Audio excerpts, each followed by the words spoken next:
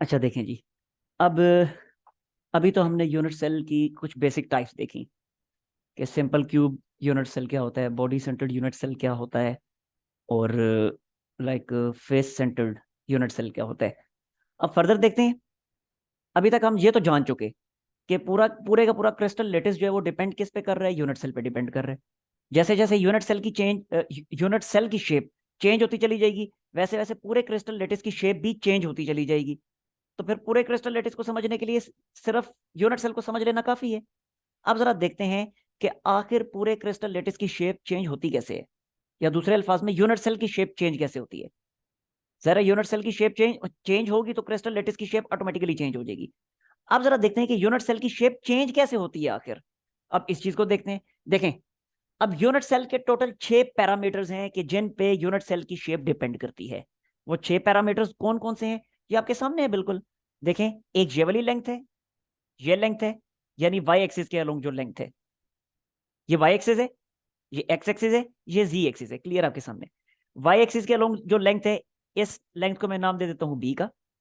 X axis के along जो length है, इस लेंथ को मैं नाम दे देता हूं ए का। और ऐसे ही जी एक्सिस के अलोंग जो लेंथ है, इस लेंथ को मैं नाम दे देता हूं सी का। ठीक होगा। अब जरा देखें, बिल्कुल क्लियर है कि जैसे जैसे a b c lengths change होती चली जाएंगी, तो वैसे वैसे इसका साइज भी चेंज होता चला जाएगा। ठीक हो गया। साइज तो क्लियर हो गया कि साइज किन पैरामीटर्स पे डिपेंड करता है, इन लेंथ्स पे डिपेंड करता है। एक्सियल लेंथ्स इनको कहा जाता है, एक्सियल लेंथ्स ये। ठीक है, एक्सियल या एक्सियल जो भी पढ़ना, पता नहीं क्या होगा। लेंथ्स यानी एक्सिस के अलोंग लेंथ, सीधी सी बात है। और ये लेंथ है क्या, ए बी और सी, ये लेंथ्स हैं एक्सियल लेंथ्स। तो 3 पैरामीटर तो ये हो गए जिन पे यूनिट सेल का साइज डिपेंड करेगा।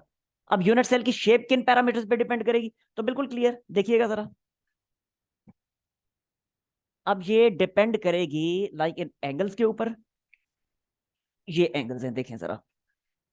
एक ये वाला एंगल, ये एंगल, इस एंगल को मैं क्या नाम दे देता हूं। देखें, ये एक्स एक्सिस के ऑपोजिट एंगल है, तो इसको मैं नाम दे देता हूं अल्फा। ठीक है। एक ये वाला एंगल, ये, अब ये एंगल किस एक्सिस के ऑपोजिट है, वाई एक्सिस के ऑपोजिट है, इसको मैं नाम दे देता हूं बीटा। और एक ये वाला एंगल, ये वाला, ये एंगल जो है जी एक्सिस के ऑपोजिट है, इसे मैं नाम दे देता हूं गैमा। तो अब ये अल्फा बीटा गैमा एंगल्स जो है, अगर ये चेंज होने शुरू हो जाए तो इसकी शेप भी बदलनी शुरू हो जाएगी। अभी ये क्यूबिकल शेप है। अगर मैं इन एंगल्स को यहां से मैं थोड़ा सा इसको पकड़ के ऐसे करके यूं खींचता हूं, इसको यहां से पकड़ता हूं ना ऊपर से, और इस तरह से इसको मैं टिल्ट कर लेता हूं, तो टिल्ट करने से क्या होगा, अल्फा एंगल जो अभी 90 का है, ये 90 से लेस हो जाएगा। ठीक है। बाकी बीटा गामा उसी तरह रहेंगे। तो जैसे जैसे इन एंगल्स को मैं चेंज करता जाऊंगा, इसकी शेप भी चेंज होती चली जाएगी। तो इसका मतलब है यूनिट सेल की शेप किन चीजों पे डिपेंड करती है, इन एंगल्स पे डिपेंड करती है। समझ आ गई। साइज जो है इन लेंथ पे डिपेंड करता है, और शेप उन एंगल्स पे डिपेंड करती है। तो इन एंगल्स को नाम दिया जाता है इंटर एक्सियल एंगल्स का, यानी एक्सिस के दरमियान वाले एंगल्स। ठीक हो गया। देखें जरा, इंटर इंटर एक्सियल एंगल्स जो कि हैं अल्फा बीटा गैमा। ठीक हो गया। तो अब मैं कह सकता हूं फाइनली कि size and shape of unit cell, size and shape of unit cell depend upon 6 parameters, upon 6 parameters। और वो पैरामीटर्स डिफाइन कर चुके हैं हम। 6 पैरामीटर्स कौन कौन से, a b c alpha beta gamma. ठीक हो गया। अच्छा, अब ये जो ए बी सी लेंथ जो है ना, इनको लेटिस कांस्टेंट्स भी कहते हैं। I think so lattice constants ही कहते हैं, लेट मी चेक। पता नहीं किधर गया है, बहरहाल देख लीजिएगा बुक में, ये लेटिस कांस्टेंट्स ही हैं, याद पड़ रहे मुझे। ठीक है। ए बी सी और also called lattice constants, और also called lattice constants। इनको lattice constants का भी नाम दिया जाता है। आगे समझ बात की। अच्छा, एक और चीज देखिएगा, यही जो लेंथ्स हैं ए बी सी, इन्हीं लेंथ ए बी सी के साथ अगर मैं यूनिट वेक्टर्स भी इंट्रोड्यूस करवा दूं, लेंथ ए के साथ यूनिट वेक्टर आई क्योंकि ए एक्स एक्सिस के अलोंग है, बी के साथ यूनिट वेक्टर जे क्योंकि बी वाई एक्सिस के अलोंग है, और सी के साथ यूनिट वेक्टर के क्योंकि सी जो है वो जी एक्सिस के अलोंग है। तो अगर इन तीनों लेंथ के साथ यूनिट वेक्टर्स में कनेक्ट कर दूं तो ये 3 वेक्टर्स बन जाएंगे ओवरऑल, और इन वेक्टर को कहा जाता है लेटेस्ट ट्रांसलेशनल वेक्टर। ठीक हो गया? तो ये चीज मैं यहां पे लिख देता हूं कि if we assign if we assign unit vectors I j k किसके साथ, two lengths a b c, they become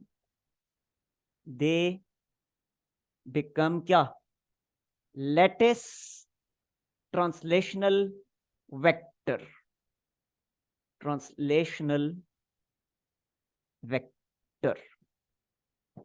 ठीक हो गया? तो ये लेटेस्ट ट्रांसलेशनल वेक्टर बन जाते हैं। यानी कि अगर मैं ए के साथ मल्टीप्लाई कर देता हूं आई को, ए लेंथ के साथ आई वेक्टर मल्टीप्लाई कर दिया तो ये बन गया ए वेक्टर पूरे का पूरा।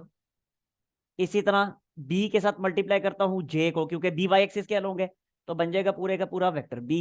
इसी तरह सी के साथ मल्टीप्लाई करता हूं के कैप को क्योंकि जी एक्सिस का यूनिट वेक्टर के कैप होता है ना, और सी जो है वो जी एक्सिस के अलोंग है, तो ये बन जाएगा ये बन जाएगा वेक्टर सी। ठीक है? तो अब ये ए बी सी जो है these are called lattice translational vector, यानी हमारे लेटेस्ट के ये वेक्टर्स हैं। अब जाहिर आपके जहन में सवाल पैदा होगा कि इनको वेक्टोरियल फॉर्म में क्यों लिखा, तो बहुत ज्यादा डिटेल में मैं नहीं जाऊंगा, बस इतना काफी है आप लोगों के लेवल पे। इतना मैं आप लोगों को बता देता हूं कि इनको वेक्टोरियल फॉर्म में इसलिए लिखा कि हमेशा फिजिक्स में वेक्टर्स को स्टडी करना बहुत आसान होता है एज कंपेयर टू स्केलर्स। इसी तरह मैथमेटिक्स में भी जब मैथमेटिकली हम सॉल्व करते हैं ना चीजों को, तो मैथमेटिकली सॉल्व करते हुए वेक्टोरियल फॉर्म्स को सॉल्व करना बहुत आसान हो जाता है। एक तो आसान हो जाता है वेक्टोरियल फॉर्म्स को सॉल्व करना, और दूसरा मैथमेटिकली जब हम वेक्टोरियल फॉर्म्स को सॉल्व करते हैं तो वो ज्यादा इंफॉर्मेशन हमें प्रोवाइड करते हैं। वो मैग्नीट्यूड भी बताते हैं, डायरेक्शन भी बताते हैं, और भी बहुत सारे पैरामीटर्स के बारे में हमें बताते हैं, बहुत सारी चीजों के बारे में हमें बताते हैं। दैट्स वाई हमारी हत्तुल इम्कान कोशिश यही होती है कि हम चीजों को उठा के वेक्टोरियल फॉर्म में लेके जाएं ताकि उन्हें सॉल्व करना आसान हो और ज्यादा इंफॉर्मेशन हासिल की जा सके। तो इसलिए इनको वेक्टोरियल फॉर्म में कन्वर्ट किया है। इससे ज्यादा डिटेल में आपको मैं नहीं लेके जाऊंगा क्योंकि जाहिर सी बात है आप लोग मैथमेटिक्स की स्टूडेंट नहीं, और वैसे भी एफएससी लेवल पे इतना है भी नहीं। ये भी ज्यादा मैंने एक्सप्लेन कर दिया, बस इतना काफी है। इसका ले रहे स्क्रीनशॉट, कोई सवाल है तो पूछने।